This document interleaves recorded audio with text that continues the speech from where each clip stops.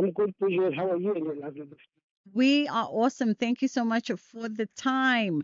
All right, let's talk about it. It's the Eastern Cape Film Festival. Didn't we talk earlier in the year also?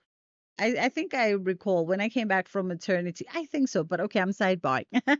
um, No problem. You just have a child, so you know I like to sorry about right? baby. So you are taking the festival to the Eastern Cape. Tell me a little bit about, so far 2025, how has it treated the festival and, of course, this decision to go to East London? This is our 10th year of Eastern Cape Film Festival. Obviously, because it's an Eastern Cape Film Festival, Mm, so the around.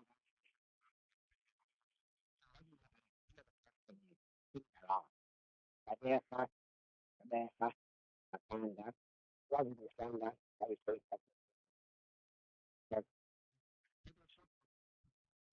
mm,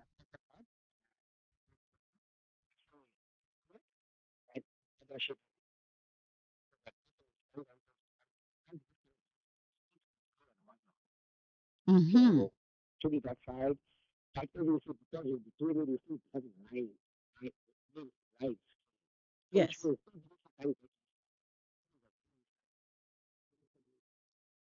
of I course. don't know that the Facebook page, watch it. Oh, I It's like not that. there We like access. We like using all the now. digital platforms to facilitate access to festivals. So 100%. you've stated that you founded the festival as a means to fill a structural void that existed in the makeup of the province's film production economy. Tell us a little bit more about that and how has that journey been 10 years in? It's because the institute was established that is one position the Cape, Mm, sorry, from Joburg, Western Cape, and Gauteng.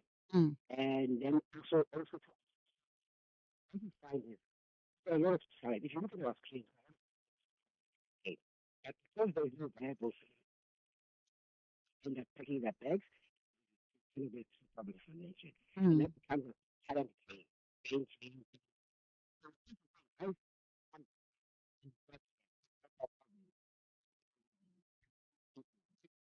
that so that's what we've been doing for the past 10 years. And the results have been amazing. Really, I think it's only one. Mm. Now we can do a keep showing us second month people have been training people like the American program on track last year. And she messes with me like that. She was directing that. Like, wow, this guy can hard. So took her, he's telling from it. She told her, I'm happy for you. I'm Yeah. happy for you too. We are kind of understanding the fact that and guess what she is.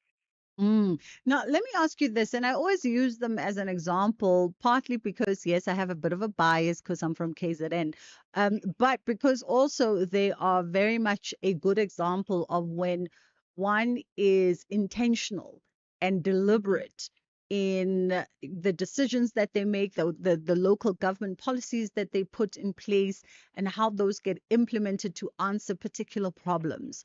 KZN was very, very deliberate around 10 years ago in identifying the same problem that you speak about. That there is potential for KZN to build a thriving film and television industry and stop losing talent and financial injection to provinces like Gauteng that had the infrastructure, that had the industry already in full steam. And so they became very intentional to say, let us be deliberate as a collective, and the office of the MEC of Economic Development, KZN Tourism, KZN Film Authority, they all put their heads together and moved with one common purpose, and it's 100%. yielded results. Are you seeing such enthusiasm, such political will as well in the Eastern Cape? Because I see that the creatives who work in film are very intentional to do their bit. But are Mm. you seeing local government and its different sort of structures also come through to support the vision that you'll have? What I think is very interesting because you look at it and you see what it is. To give you an example, what you call the NFF, National Cement Foundation, Mm, which is that funding. I'll give you an example. Look, there was no grant, 180,000. But when you go to Kenya, and it's more than that. So I'm I will. Here in Eastern Cape, I think everything, everything people seriously ask that job creation, manufacturing. I don't understand the institution of mm, this kind of process of trying to stimulate local uh, doesn't mean that for them, how that which is what you say. This is why we do so if it is going to be there, that part of them, this is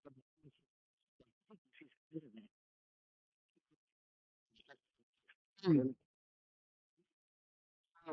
honestly, what they that tries are being made. It's like it's a very distant selling.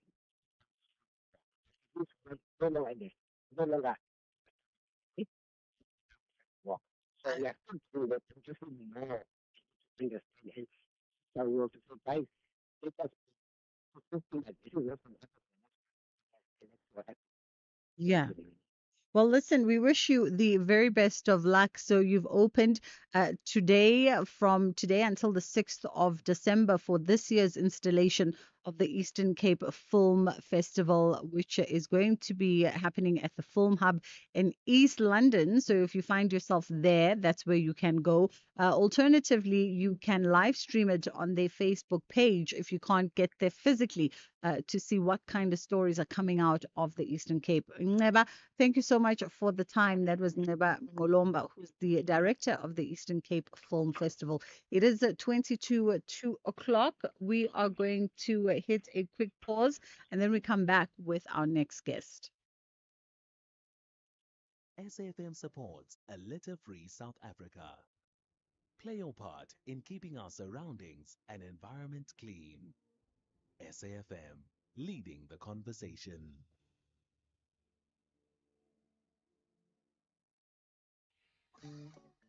You are listening to The Full Circle. All right, so the Voices of Her initiative is powered by the Betway Cares Foundation, and they're creating meaningful opportunities for emerging female vocalists across South Africa. We are going to be in conversation now with singer-songwriter, highly celebrated, also senior lecturer of jazz studies at the University of Cape Town, Unomfundo Kaluva, around this one. How are you doing, madam?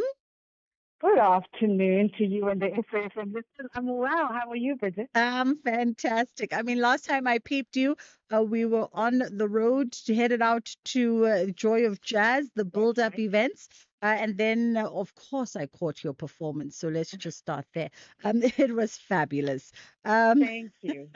let's talk about the Voices of Her. Give us some background and context around this initiative.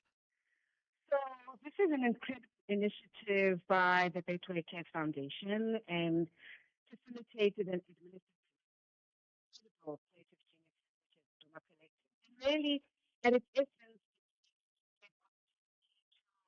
women who are singers, but specifically from those who are from underresourced places, right? And Mm, then getting them into a space for concentrated of master classes, creating together industry professionals, not just in music, but in media as well, in publicity. And so, yeah, I mean, I flew in from Cape Town last night, mm, and the energy amongst these 12 incredible singers who were selected from a total of almost 1,000 applications, mm. and 12 were selected. So it's a fantastic initiative that really gives an opportunity to these voices of So there's 12 singers essentially that will go through the gauntlet of the program. And so let me ask around, I guess, things such as barrier to entry, things such as challenges. You know firsthand as aspirant young singer with stars in her eyes, coming up through high school, as to what those might look like for these young ladies, and then how do programs like this plug into it? I mean, you're right, right? So it's really about the proximity to the resources, which is opportunity, Mm, and that barrier to entry is very difficult to shift. So the question becomes how then for the singers and the artists and people who want to reach urban areas where they can how can those in positions of power and positions of influence, right, and resources like in this case, and how can they go out and actually find them mm, and bring them into the space? Well, any other, we would love it to be 3,000. mm, And ultimately, what this big program, well, it's actually been more than that. We started online sessions, now we're all in global. And mm, I suppose, it's about getting prep and classes and mentorship and skill transference from institutions and from musicians and artists in the state, and then creating that network that hopefully snowballs, right? So mm, it's not just about these, it's about knowing that okay, there's all the way in Cape Town, and if I need to reach out to her to help me with something, I've got mm, that network and that kind of thing, but also just plant and install a sense of mm. right? To say it's possible. Well, when you talk about that sort of access to Mm. particularly the human capital, folks like yourself, how intentional are mentorship program or rather mentorships in sort of transforming talent for the sake of sustainable careers? The intentionality behind that, the ability to say that I've got an umfundo that I can lean on who's going to journey with me on this, because creating the music is not enough. Having the talent is not Absolutely. enough. There's also Absolutely. then the business that speaks to the sustainability of it all. Yes, of course. And it's spot on. And I think part of the intention as well is to give these singers a roadmap, right? A roadmap to say, look, firstly, there is a pathway that you can follow, and at the different stops, there are people there who can assist you. And it kind of it minimizes the gap between those who have access and those Mm, who don't. Well, at least some small way, right? And so it's really about everybody who's here knowing that we see people are not unique to each individual, which everybody has struggle, maybe at mm, different levels. But also about knowing that, okay, if you put your mind to something, what possibilities are there, right? And so this space with these participants are they can have questions about how to build performance confidence, which we're mm, going to share, right? And we'll see talking about longevity.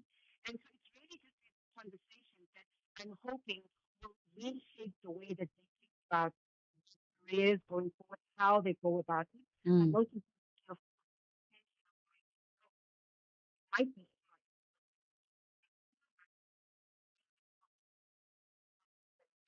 virtually, it mm. can be by email, WhatsApp, we can put together, share information, share, um, that came up with, Absolutely. so yeah, so that's I think for me personally as one of the mentors, that's how I've interpreted the campaign. In our last moments, Nomfundo, let's touch a little bit as well around global access, right? And we live in such a connected world now, where it's as easy as your effort or as difficult as I guess your laziness, maybe I don't know. But um, how important is it also to hone in on those skills, be it the technical skills, the creative Mm. skills, the branding, the PRing, and all of that, to create a package that also has international appeal, so that these young ones can exploit the possibility of what their social medias can do for them. And to absolutely, and I think one of the sessions as well, and one of the training or master classes is actually around that. How do you create a digital can compete on the global marketplace specifically, right? Mm. And so those conversations are at the core of what these 2 weeks are about. You don't have to become social media fodder in order to be successful. It's about how can you use digital platforms strategically to to put forward who you are as an artist, to put your creative ideas, to stimulate collaborations without risking firstly your IP. Mm. So that's the whole argument. Basically, you need to safeguard. But how do we go about doing that? And it's hard, Bridget, because not everybody can be easy. This is the thing. It's like we're still trying to package ourselves, but it's a lot. So Mm. then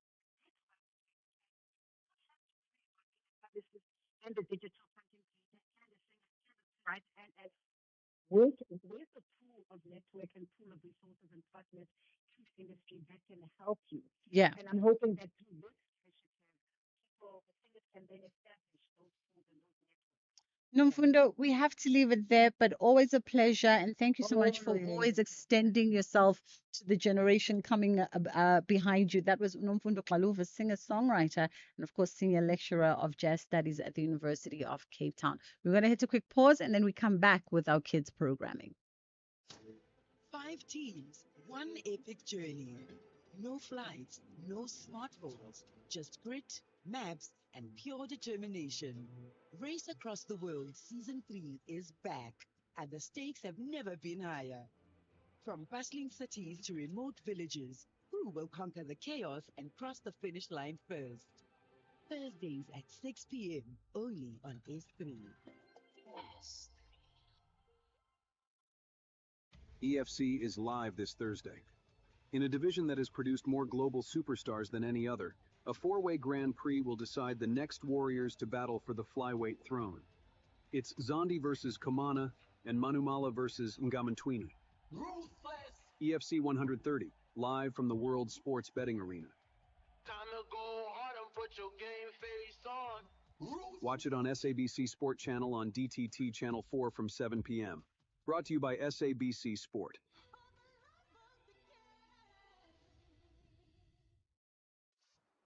This program is brought to you by SABC Education, enriching minds, enriching lives.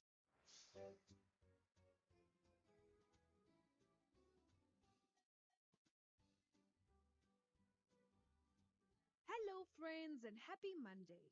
Welcome to another meaningful edition of Kids Corner. Today, we're talking about something very important happening around the world, the 16 days of activism. Have you ever heard of the 16 days of activism? What do you think it is about? Why do you think it's important for everyone, boys, girls, men, and women, to work together to stop violence? What are some kind of respectful ways we can treat people at home? What are some kind and respectful ways we can treat people at home, at school, and in our communities? If you saw someone being treated unfairly or hurt, what is a safe thing you could do or who would you tell? And what can kids do to help make their homes and schools safe, peaceful, and friendly places for everyone? All right, friends, let's share our thoughts and learn how we can help make the world a kinder and safer place. But first, let's hear from some of our friends.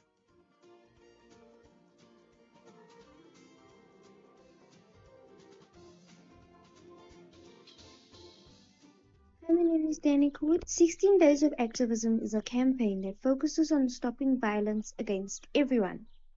It's important for everyone to work together to stop violence because when we all work together, it can have a bigger impact and we can create a safer space for everyone. Kind and respectful ways to treat people could be listening to what they have to say, sharing, and helping them. If I see someone being hurt, I could help by telling an adult, like a teacher or a parent. Kids could make places more safe and peaceful by standing up to what's right, reporting wrong behavior, and being respectful and kind to everyone. Thank you. My name is Birweta Ndlovu and I go to Mokoli House School. Yes, I have heard about the 16 Days of Activism. The campaign is part of a global effort to raise awareness and end violence and abuse against women and children. It runs from the 25th of November to the 10th of December every year. It is important for everyone to work together to stop violence because it affects everybody, directly or indirectly. Involving everyone will also be the fastest and most impactful way to make a difference. The kindest and most respectful ways we can treat people at home, school, and in our communities is by demonstrating empathy and understanding, practicing inclusion, and working together to contributing positively in each other's lives. If I saw someone being treated unfairly or being hurt, I would tell a trusted adult, or if appropriate, I would try to step in and defend the person being hurt or treated unfairly. Kids can practice demonstrating kindness, empathy, and understanding to create safe, peaceful, and friendly environments for everyone. Hi, everybody. My name is Karabo. Yes, I have heard of the 16 days of activism. I think it's about spreading awareness towards gender-based violence that takes place against women and girls. I think it's important for everyone, including boys, girls, men, and women, to work together in order to stop violence because it creates a peaceful economy and it's easier for people to stop walking around fearing whether something would happen to them or not. Some of the kind and respectful ways we can treat people at school, home, and in our own communities is being kind to one another and also showing people that we're there by not being so judgmental as well as cheering people up. If I saw someone being treated unfairly, I would raise it up to an adult because there's nothing I can do about it. But I'd raise it to an adult and get an adult to try and ease the situation because things that you wouldn't expect can happen to kids. And I wouldn't think it's ideal for children to handle um situations where someone is being hurt or unfairly treated. What I think kids can do to help make their homes and schools safe, peaceful, and friendly, for everyone, is standing up and speaking when things aren't right, as well as not being scared to open up about certain things, such as if someone is being bullied, you can raise it up to an adult or you can speak about it and raise awareness and tell people that what is happening is not right towards society and towards everyone. So I feel like it would be very ideal for people to raise up certain issues even though it's very uncomfortable to talk about. It would be very ideal for people to talk about these issues in order for everyone to feel safe. Thank you for listening. Bye. My name is Pasamajete. To treat everyone with respect and kindness, no matter who they are, means to treat everyone equally without discrimination. Yes, I know that the 25th of November to the 10th of December is 16 days of activism. These days are for activism against what is known as GBV or gender-based violence, which aims to raise awareness against violence towards girls and women. My name is Ember Ramadhin. Yes, I have heard about it before on radios and TVs. Yes, I do understand what the campaign is all about.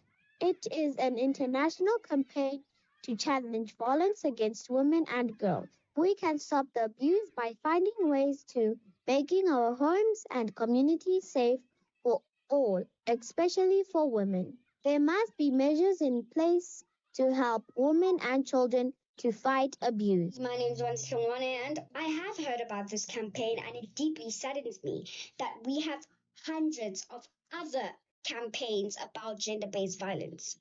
I fully understand what this campaign is about.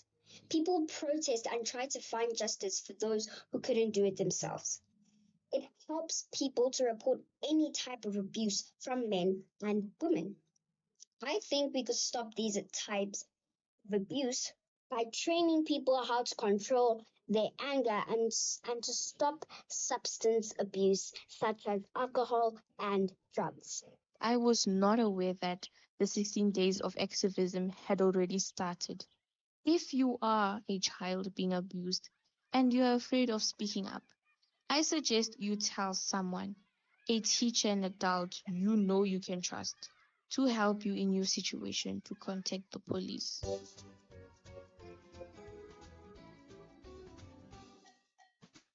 Thank you, friends. It's always great to hear from you. The 16 Days of Activism is an important campaign that happens every year from the 25th of November to the 10th of December. It is a time when people all over the world come together to speak out against violence, especially violence against women and children. It reminds us that everyone, boys, girls, men, and women, have a role in making homes, schools, and communities safe. The campaign teaches us that violence is never okay and that kindness, respect, and fairness should guide the way we treat others. When everyone works together, we can build a world where people feel protected, valued, and supported. That's why it is so important for all of us to join in because stopping violence isn't just an adult issue, it's a human issue. As children, we also play a powerful role. Every act of kindness helps. Treating people respectfully, saying please and thank you, listening, sharing, including others, and speaking kindly can make a big difference. When we choose gentle words instead of hateful ones, when we help instead of ignore, and when we stand up for fairness, we help create peaceful spaces where everyone feels welcome. If you see someone being treated unfairly or hurt, the safest thing you can do is tell a trusted adult, like a parent, teacher, counselor, or family member. You don't have to stop the situation by yourself. Your job is to speak up safely so that adults can help. You can also make your homes and schools safer by including others in games and activities, being patient and using calm words when upset, respecting differences and treating everyone equally, reporting bullying or harmful behavior to a trusted adult, encouraging friends to be kind and peaceful, helping others feel seen, heard, and valued. When we as children choose kindness over anger, understanding instead of judgment, and respect instead of harm, we help build a world where everyone can grow, learn, and be happy. The 16 Days of Activism is a reminder that peace begins with us, with the choice we make every day and the way we treat one another. Together, we can help create safer, stronger, and more loving communities for all. That's it for today, friends. See you next time.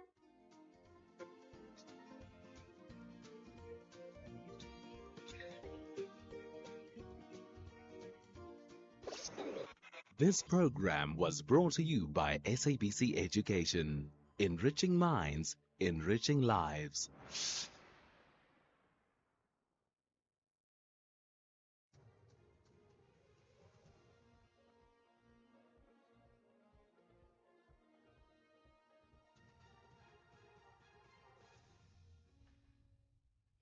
On the top stories, case postponed in Russia, recruitment matter and devastating floods hit Indonesia.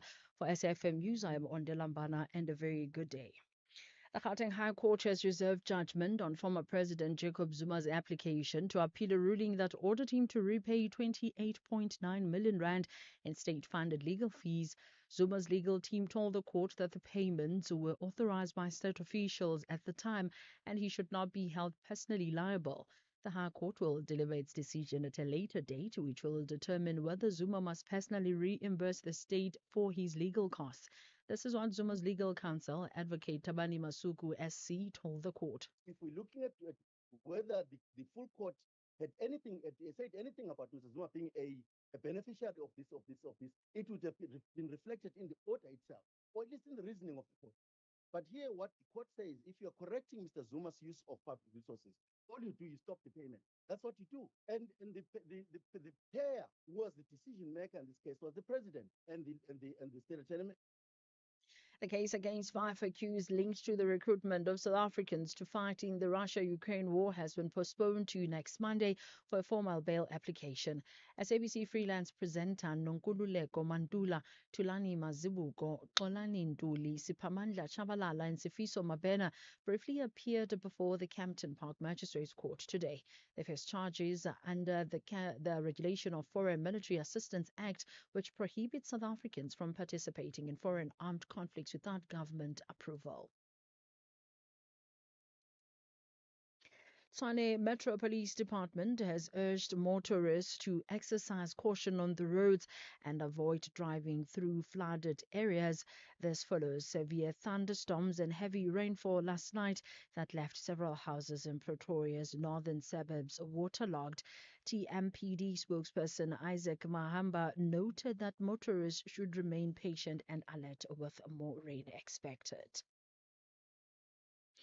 Rescue workers in Indonesia are trying to reach those affected by devastating floods that have submerged large areas, especially on the island of Sumatra. More than 500 people have died. Recapping the top story, the Gauteng High Court has reserved judgment on former President Jacob Zuma's application to appeal a ruling that ordered him to repay 28.9 million in state-funded legal fees. I'm Lambara for SFM News headlines at 2:30. EFC is live this Thursday. In a division that has produced more global superstars than any other, a four-way Grand Prix will decide the next warriors to battle for the flyweight throne. It's Zondi versus Kamana and Manumala versus Ngamantwini. Ruthless! EFC 130, live from the World Sports Betting Arena. Time to go hard and put your game face on. Watch it on SABC Sport Channel on DTT Channel 4 from 7 p.m. Brought to you by SABC Sport. Are you looking for the best spectacle and sunglass deal? With Specsavers buy one, get one offer, you get great value for money. Get a free pair of branded single vision prescription sunglasses up to 3,300 Rand when you purchase a comprehensive eye examination and spectacle frames with lenses on your first pair. The best part? Choose from top brands like Police, Hugo, Under Armour, Tommy Hilfiger, Red Bull Specs, and more. Affordable eye care? Specsavers. T's and C's apply. In life's most challenging moments of loss, compassion can be your greatest comfort. You shouldn't have to face the financial burden of losing a loved one by yourself. Rest assured, Clientele's funeral plans pay out cash within 24 hours. You can cover up to 13 family members on one plan, ensuring all your loved ones are taken care of, and 3 children are covered at no additional cost. With Clientele, you are not just buying a plan, you are also buying peace of mind. When the time comes, you will need to make important calls with your 200 Rand airtime you will receive when you claim. Plans offer double accidental death cover as well as a transport, grocery, and unveiling benefit. Apply today. It's easy. There are no medical examinations and no paperwork. SMS SAFM to 48031. That's 48031. Clientele Life is an authorized FSP and licensed life insurer. T's and C's online. Standard rates apply. The Atlas Lionesses of Morocco and Mzansi's Banyana Banyana return to the battlefield. The rivalry between the North and the South continues. This is the international friendly. Witness the spectacular encounter between Morocco and South Africa this Tuesday, 2 December at 7:30 p.m. Live on SABC Plus and SABC Sport on DTT Channel 4. Proudly brought to you by SABC Sport.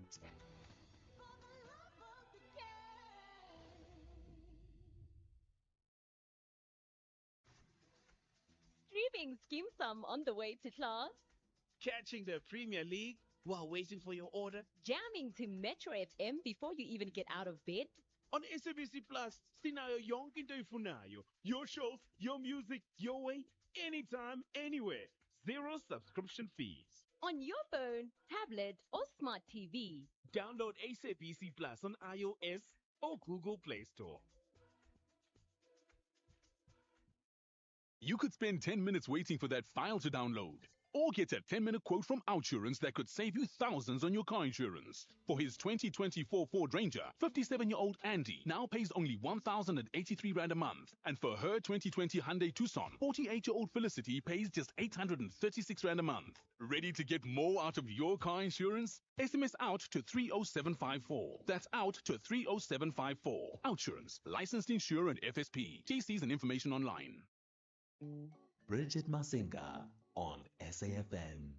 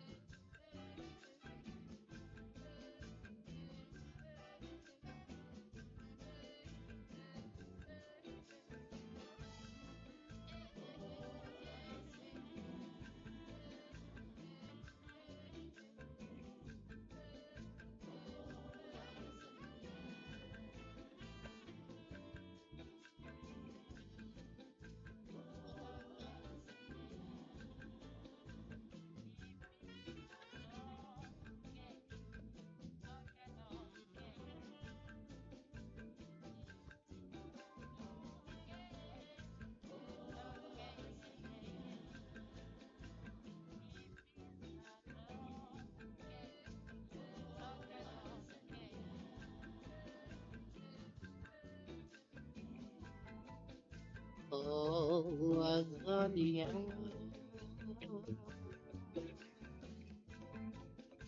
Oh, Azania.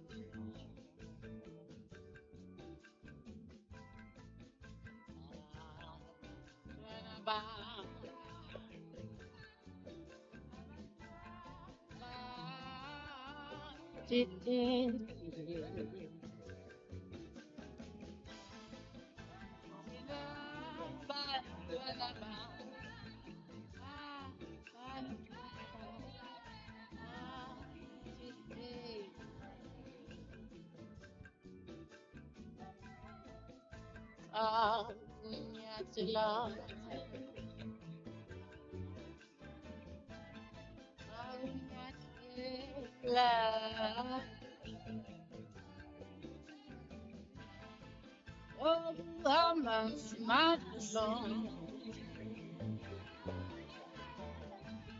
Oh, yeah, yeah.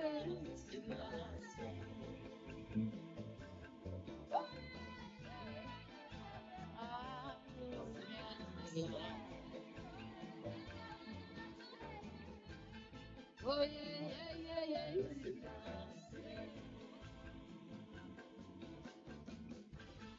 Oh, yeah. It's my day.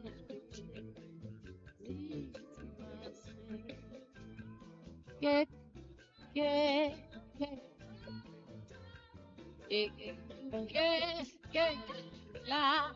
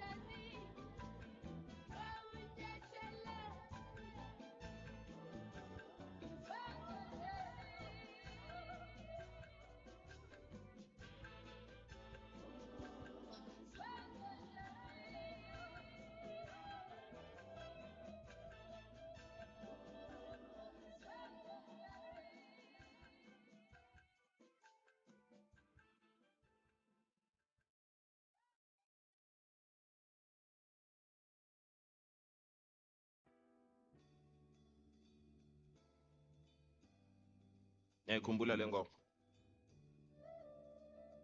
Yo, super memories here. Hey. Ayo.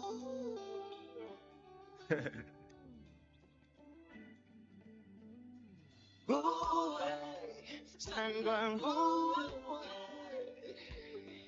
Go away, don't be pataga.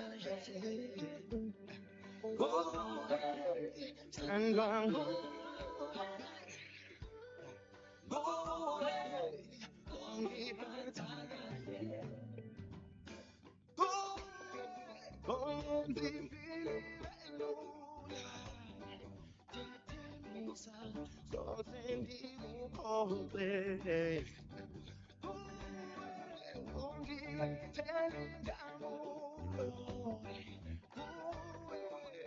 ongiphatha kahle sandwa nguwe ongiphatha kahle sandwa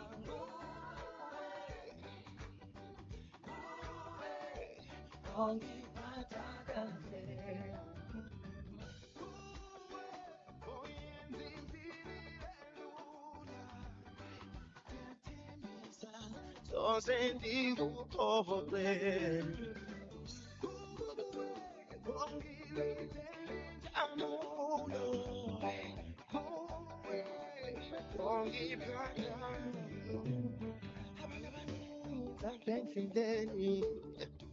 bahlala bendibuza ukuba ndenza njani na ndihlala ndikhasimla nabazali bami bayabuza bathi uqhubeka ntoni okanye ndivini lotho ndihlala ndicumile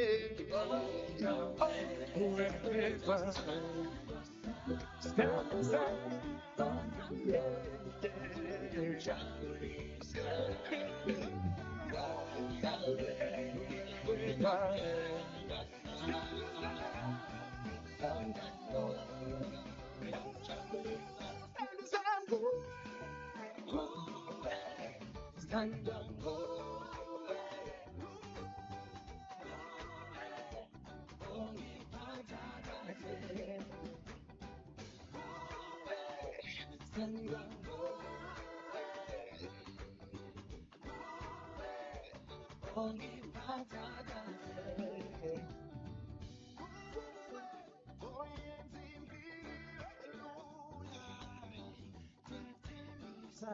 So send you for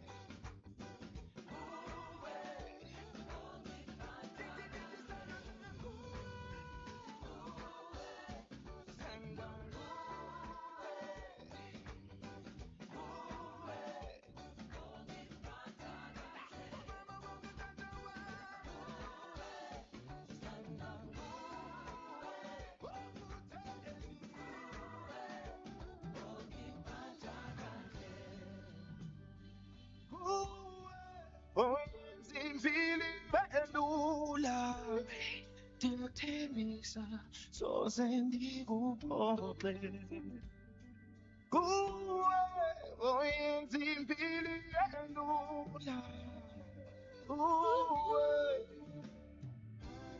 kahle.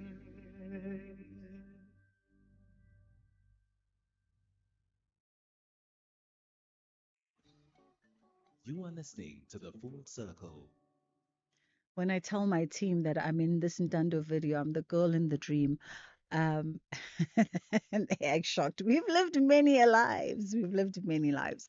Anyway, it's gone 2:15, and they are back in session. So we are going to go cross over live to the Madlanga Commission. And as you know, we are in the middle of hearing testimony today. From Dr. Imogen Mashazi, who is the former Ekurhuleni city manager, who was the Ekurhuleni city manager from 2016, if I'm not mistaken, until July of 2025. So lots transpired, lots occurred under her supervision.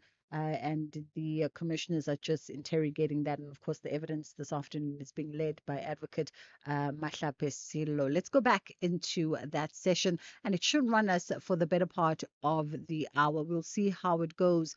And should there be another break and interruption, we'll be back to be in conversation with you. But if it runs seamlessly till the top of the hour, then the next voice you'll hear, as per usual, will be that of Ashraf coming through at 3 o'clock.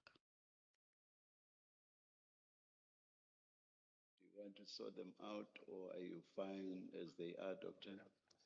I must indicate that this is one of the disadvantages.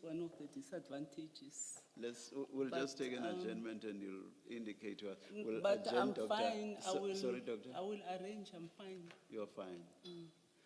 You had begun to, I thought, complain. Maybe let me hear you out, Doctor. That my file, and we are now starting with the commission and questions, and I don't have any file in front of me. I must point out that I get a bit disorganized in terms of my thinking. No, apologies for that, Doctor. Thank you, Chair. Thank you. Apology accepted. Thank you. Thank you, Chair. And I must apologize, Dr. Mashazi, because just before we started, I was interacting with you, and I did not see that your files were not before you. And I guess being your evidence leader, I somehow left you in a ledge there. We don't have to rush. The key files you should have before you are your statement and your annexures. You confirm you have those. Yes, I do. If you need a moment to get your bearings, the commissioners are happy to accommodate. That was a tad destabilizing, and I do apologize for that. I'm okay. You okay? Okay, thank you. Let's turn then to your statement file, and in particular page 21. You remember at page 21, from paragraph 120 to 123, you are dealing with this very failure to implement the directives of IPID. I want in particular to refer you to paragraph 123, and if you could read that into the record, please. Paragraph 123. 123. Yeah. Advocate Bihari advised me that the report was insufficient and that the matter should not be pursued further. Now, in the context of the conversation you had earlier with Commissioner Baloyi, and to some extent as well with the chair, you indicated that you had received this advice from Advocate Bihari. And you subsequently satisfied yourself that the advice or the opinion was not entirely correct, and I think you said it's when you received the evidence. You suggested that this was before the interview, did I hear you correctly? No, ma'am. When was it? Relative to the interview? It was post to the interview. Post the interview that we played? That was played, and it is obviously recently when we received evidence that these things really happened. So the receipt of evidence you're suggesting is with the Commission's intervention? Is that what you're saying? Can you repeat the question? You say you received evidence that then led you to question the correctness of the opinion expressed by Advocate Bihari, as you have read at paragraph 123. Yes. Now, I'm testing to see, you say you formed the opinion that his opinion, you formed the view that his opinion could not have been entirely correct when you received the actual evidence.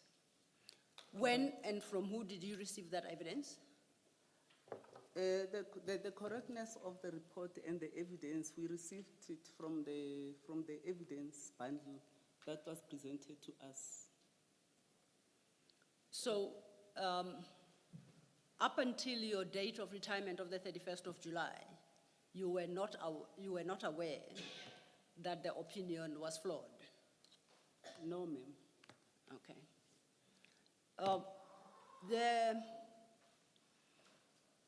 interview was held on the 3rd of February 2025. You confirm? Yes, ma'am. Thank you.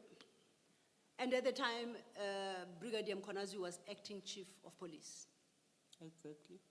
And had you formed the view that the opinion you received from Advocate Behari at the time was incorrect, and this is before you retired, you then would have had the power to act against Brigadier Mkonazi in his capacity as the acting chief of police. Correct. But unfortunately, you were none the wiser until you retired. Remember the evidence, we're receiving the evidence now from the bundle that we were actually given through the commission, from the statements and the evidence that were presented, that there is indeed some truth in the report, and there is also evidence supporting the report. Hence, I'm saying, if at that point we had evidence, I would have acted differently.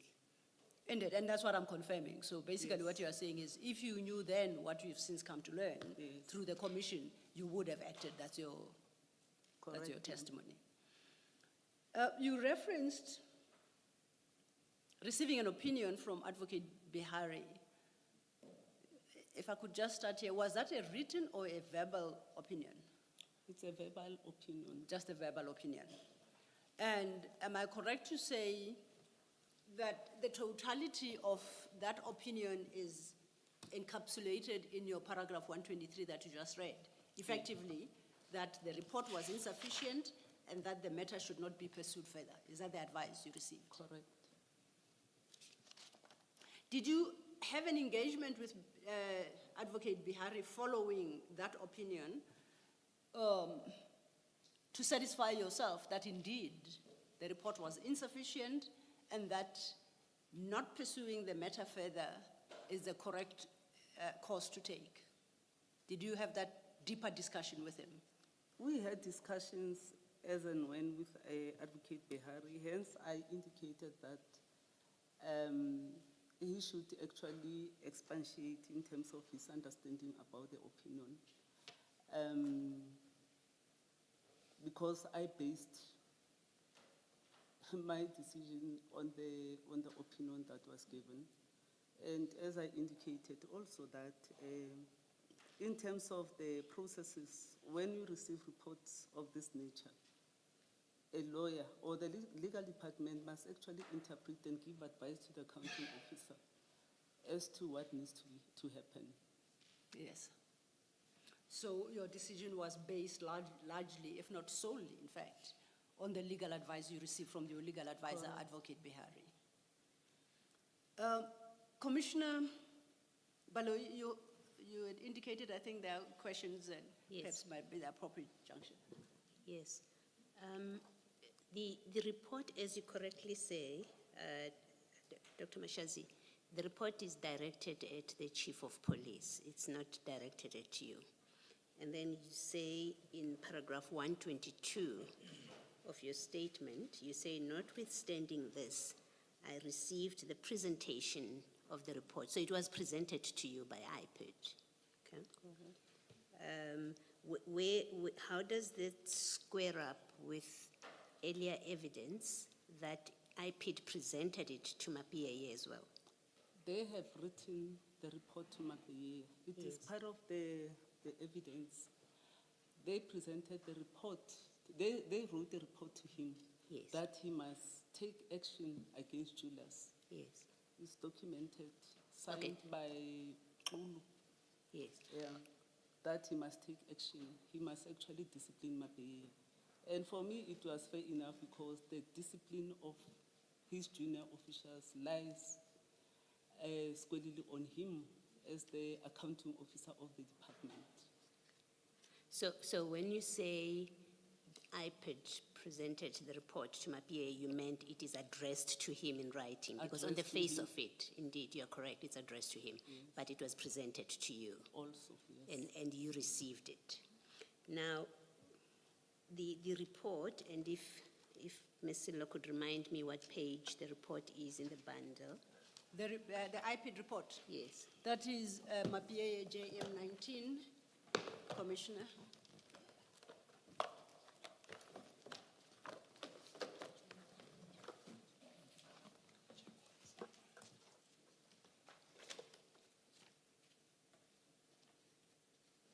Yes. So the report discusses the complaint, the allegation in paragraph 1. It's quite a short report of 3 pages. And then it concludes in 103, page 103 of the bundle. It gives you the recommendation, and then it recommends disciplinary action, disciplinary steps be taken in terms of the disciplinary procedure collective agreement. And it says for honesty and for failure to conduct himself with honesty and integrity. Now, on the face of it, it looks to me an employee relations matter. That's what it looks like. Why would you refer this recommendation to Advocate Behari and not your head of HR, Ms. Kasheka? For me, at face value, I looked at the report and it contained like memorandum of agreement. And for me, I took it that it needs a legal opinion to advise. I thought you received the memorandum of agreement later, the evidence. You didn't No, receive it with the report. It was part of the report. So when you received the report in September 2023, before you gave it to Advocate Behari, it already had the memoranda, the 2 memoranda. No, this one is a memorandum of agreement concluded between IPID and South African Police Service as well as EMPD. I'm referring to this memorandum. And it was part of the report that was sent to Chief of Police to take action against Mkhwanazi. So you say the reason you gave it to Advocate Behari, it is because it contained a memorandum between the IPID and the EMPD. Correct. And you were asking him to do what? Because you've got a report which recommends disciplinary action. That's the action that is required from the city and you have from the municipality, and you have a head of HR. What are you saying Advocate Behari should do with that recommendation? Because he's not Mr. Mkhwanazi's superior. I did not look at the recommendation only. The report itself, the content of the report, it must be interpreted legally and I must be advised legally.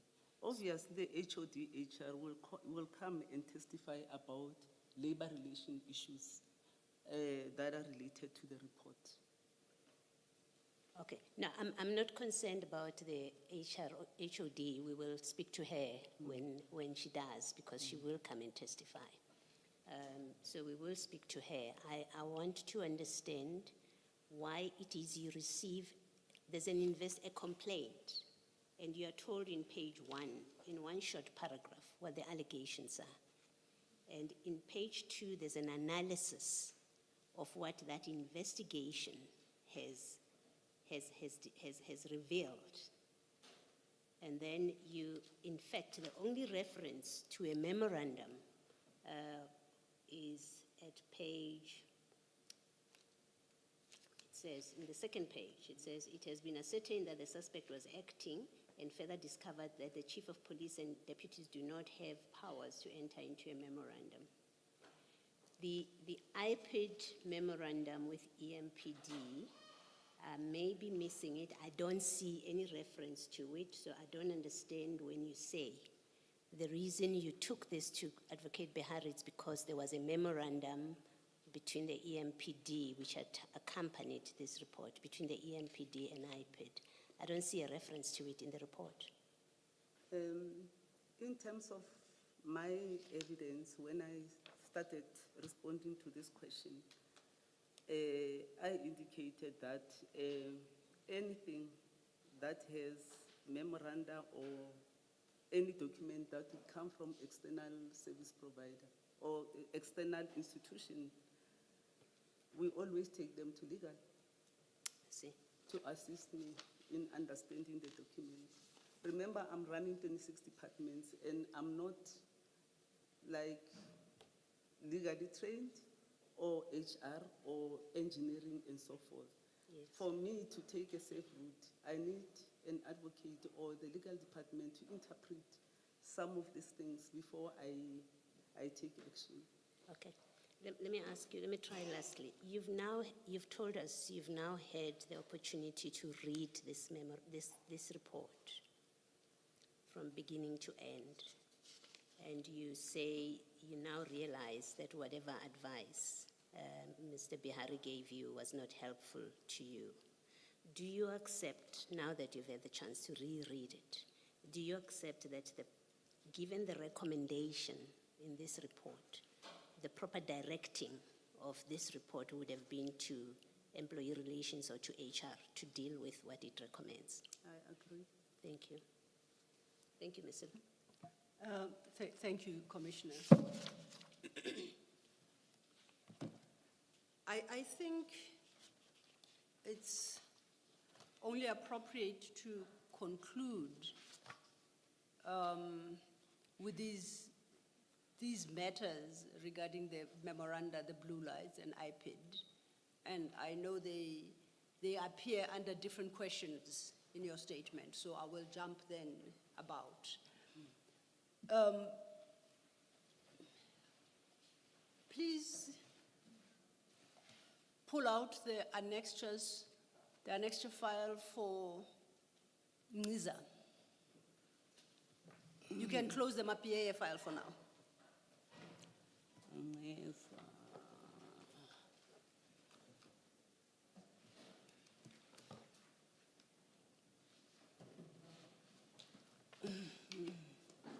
Oh, yes. Are you winning?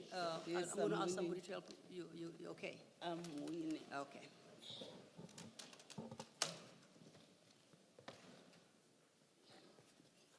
Okay, if you've looked. Annexures, ne?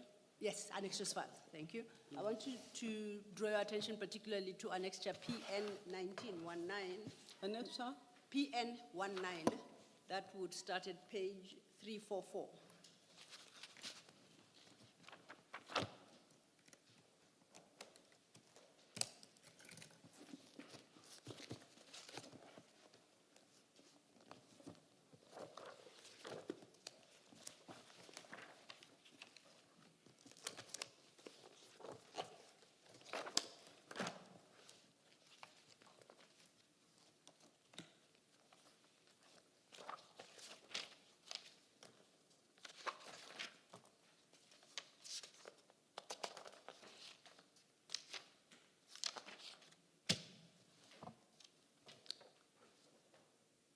Now, this, to place things in their proper context, this is a letter addressed to Mr. T.A.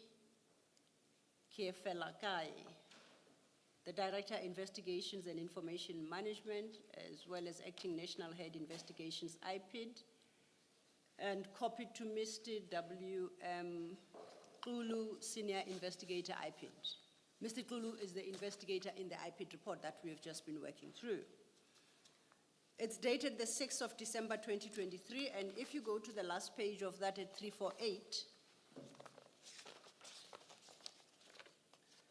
you will see that it is signed by Advocate Njabulo Zulu, legal advisor, and Thabo Makwiting, acting HOD Corporate Legal Services, both with the city of Ikuruleni. You confirm you know them and they hold those positions. They held at the time those positions. Correct. Have you ever seen this letter and have you ever had opportunity to consider its contents? This letter, as I was made to understand, Yes. was an internal letter from the department, and according to Advocate Kemi, said this letter was leaked illegally. It was never sent to IPID. That is my understanding according to the letter, but I haven't seen the letter. You've never seen this letter? I've seen the letter now in terms of the bundle that we received.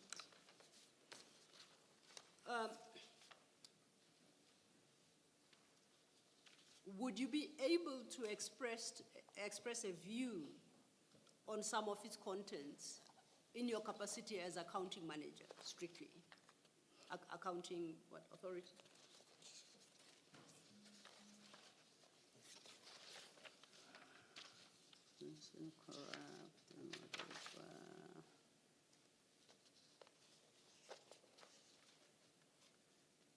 Would you be in a position to engage effectively with this document?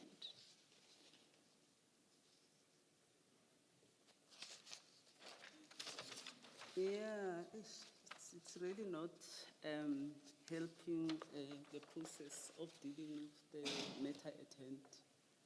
We'll try and take it slow, and to the extent that you have to read specific paragraphs that I reference you, I'll give you the opportunity to do so. I'm starting at page 345.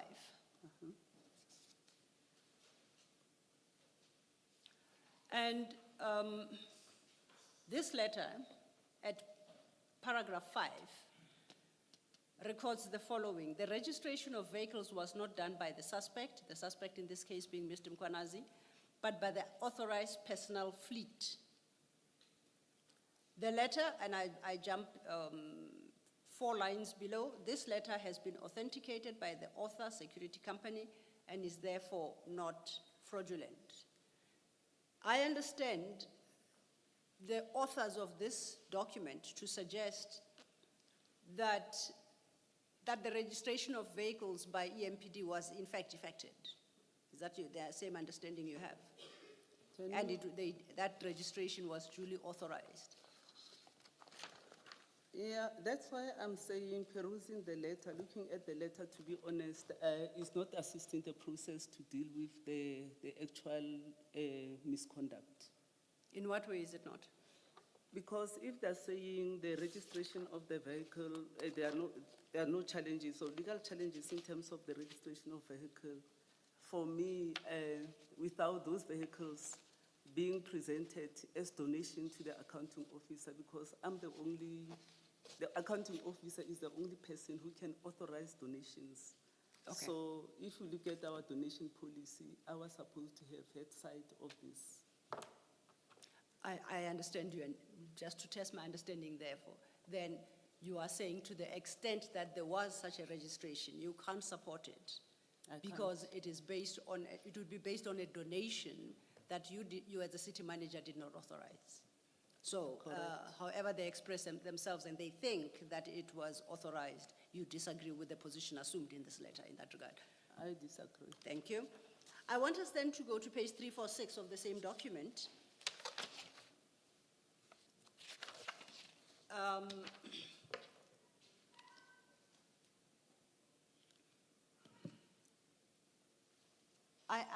In fact, I'll start at 345 at the penultimate sentence of 345. It records, and I read, Stein furthermore states that this is the norm as my understanding, as SIT program, Caesar's program, and Gauteng heavy vehicle donations were donated only on a letter. Do you see where I'm reading? No. From the bottom of 345, the penultimate sentence. Yes. That says Stein further states, and this is a reference to, is it I.O. Stein, who submitted a statement regarding the registration of these vehicles. And it quotes him as having said, this is the norm as my understanding as SIT program, SIT, S-E-A-T program, Caesar's program, and Gauteng heavy vehicle donations were donated only on a letter. Do you follow where I'm reading? Mm-hmm. Do you follow? Yes, I follow. Okay. Now, I want to test the correctness of this understanding. What is SIT program, Caesar's program, and Gauteng heavy vehicle donations? You approve donations for the city. Mm-hmm. What donations are being referenced here?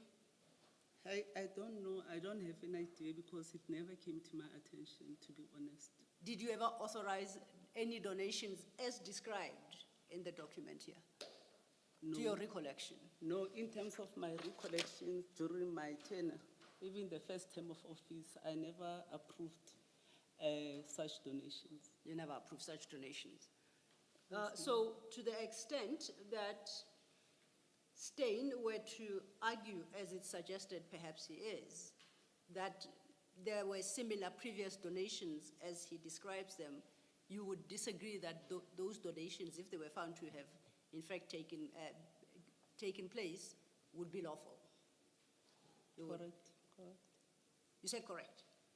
I'm saying if those donations happened before, like Christine is saying, it's been their practice of accepting donations at that level as a department. For me, it is incorrect because the policy is very clear.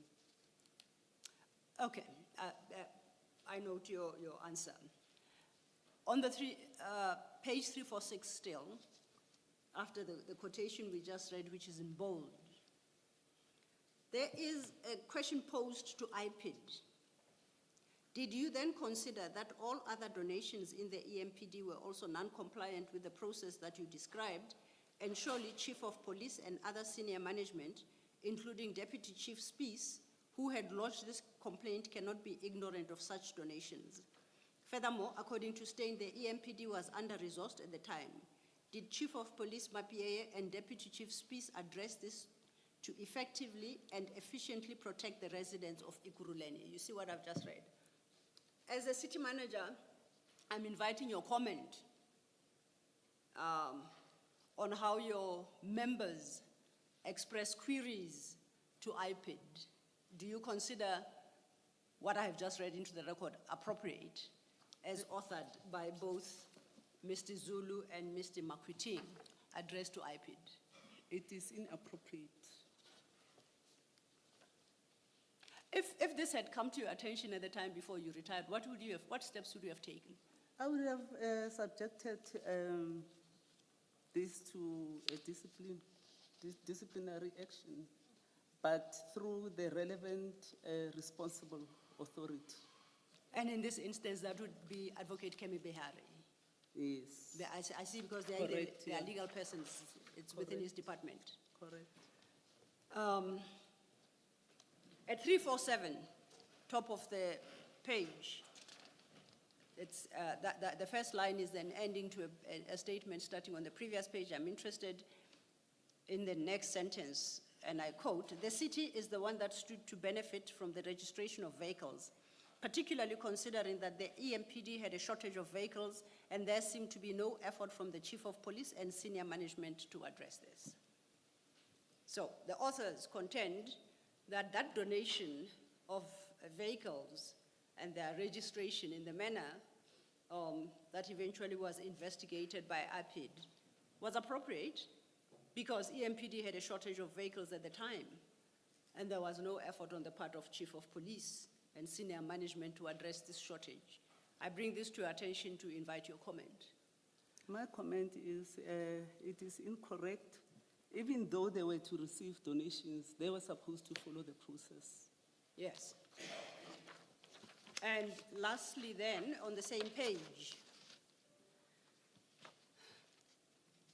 and I'm on item 10 at page 347, towards the bottom of that page, starting at 5th line from the end of that paragraph. Yes. It reads, and it's a question posed to IPID. Why did you not conduct a thorough and detailed investigation into the donations process and verify the evidence of Steyn that this was a norm in the EMPD department? Why were the senior management not requested for explanations on the delay in reporting a crime, if indeed the actions of Mkhwanazi did amount to the same? End of quote. You see where I read. Now, I'll start with the latter part of that. Did the actions, knowing what you know now, I'll preface that, did the actions of Mr. Mkhwanazi, because I'm looking at you, did the actions of Mr. Mkhwanazi constitute a crime? And I say it simply because it is referred to as a crime here, in your view today as you sit here. Correct. You consider that that constituted a crime. To your knowledge, is it correct that receiving these kind of donations and registrations of vehicles from private sector and fitting them with blue lights, that this was the norm within the city of Ekurhuleni? Do you agree with that view? That it was a norm. I'm not aware that they're receiving donations and even the registration of those cars and the blue lights. As I indicated, that the department is in Kempton Park and I do not get involved in the operations of. But considering that now this trumps your authority, because only you can authorize donations. Yes. Now that entry there suggests that it is quite the norm. No, Does that concern you? Because it would suggest that there are more vehicles that are treated in this manner by the EMPD. It's concerning for me, and I think action should be taken by the relevant authority for them to make a statement that is a norm, which I am not aware of, which is incorrect and irregular. So the HOD responsible must definitely take action for such utterances and the decision that they're challenging an investigation that was done. You indicated that this letter was brought to your attention by Advocate Bihari, who indicated that it was never sent. That's what you stated when we started. I'm saying we saw it in the evidence bundle. Yes. And you said Advocate Bihari confirmed to you that it was never sent. Yes. In that conversation with him, did you discuss its contents and specifically what I have just drawn your attention to? I did not. We are preparing for the commission. I asked him that I saw this kind of letter here, and it was never brought to my attention. Then he said, no, it was an internal letter between themselves, and they never submitted the report to IPEC. That is what he said. So you didn't get insight into Advocate Bihari's thinking as to the appropriateness of the content of this document? No, ma'am. That is an issue you suggest perhaps we take up with him? Yes. Okay. We shall do so. Jumping about, as I have suggested that we do in your statement, I then want to deal with the question of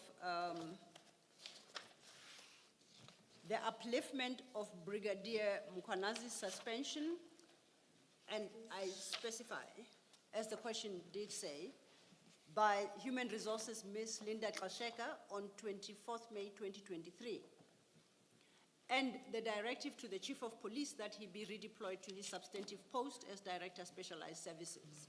Do you see where I am? Yes, I see. Your response to that question is reflected in paragraphs 85 and 86. You may summarize for the record what your response is. My response is that I did not get involved in this because Julius at that point was a junior official. I have no knowledge of this, and therefore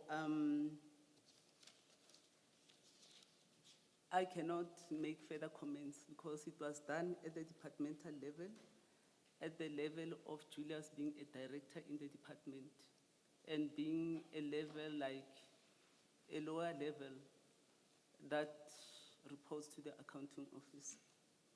So the redeployment and the withdrawal and so forth, I was not part of the process. I appreciate you're not part of the process, but you were aware of the process as it unfolded. Is that not so? I was not aware. I need us to pull up Mapiea's file again, Mapiea and extras. You can close the current one, Niza, and put it away.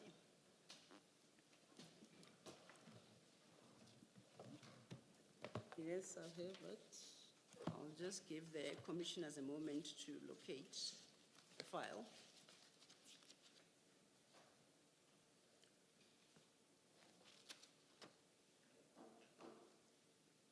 And I would like to refer you specifically starting at page 177 of that file, JM29. 177.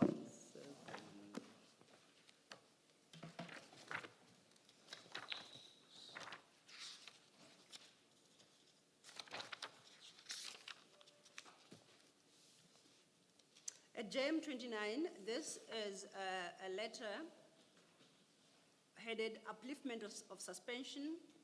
It is signed at the bottom by Linda Kasheka as HOD Human Resources. Oh, sorry, you haven't located it yet. Yes, I have. You have. It is dated the 24th of May. It's called Upliftment of Suspension and signed at the bottom by Linda Kasheka, HOD Human Resources. Correct.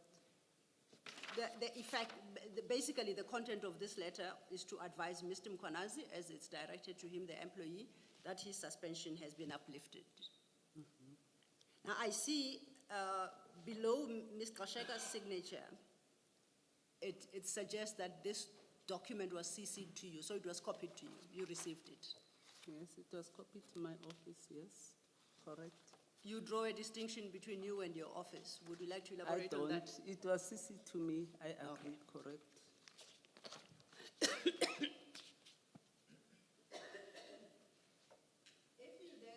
If you then go over leaf, at page 178, and that is annexure JM 3030. This is a letter from Ms. Linda Kasheka once again. It is dated the 15th of June 2023. And it reads, I'll quickly read through it. Mr. Mkwanazi's suspension was uplifted on the 24th of May 2023. The upliftment of his suspension did not have any condition attached to it. It has come to my attention that Mr. Mkwanazi has been moved to a different position as Director Bylaw Enforcement position, which is not what was approved. Do you see what where I've just read? Yes, ma'am. Once again, you are copied in this document, in this. Correct. I want us to go back to this conversation we had earlier about the powers of the Chief of Police. You recall when we were considering the terms of Section 64, capital C, it said that the Chief of Police has got the power to transfer, appoint, and move members of police. Correct. As a city manager, is what Mr. Kasheka reflects here correct in the context of Section 64C? Here, Mrs. Kasheka, she's actually advising. She is not instructing the Chief of Police in terms of the labor relations.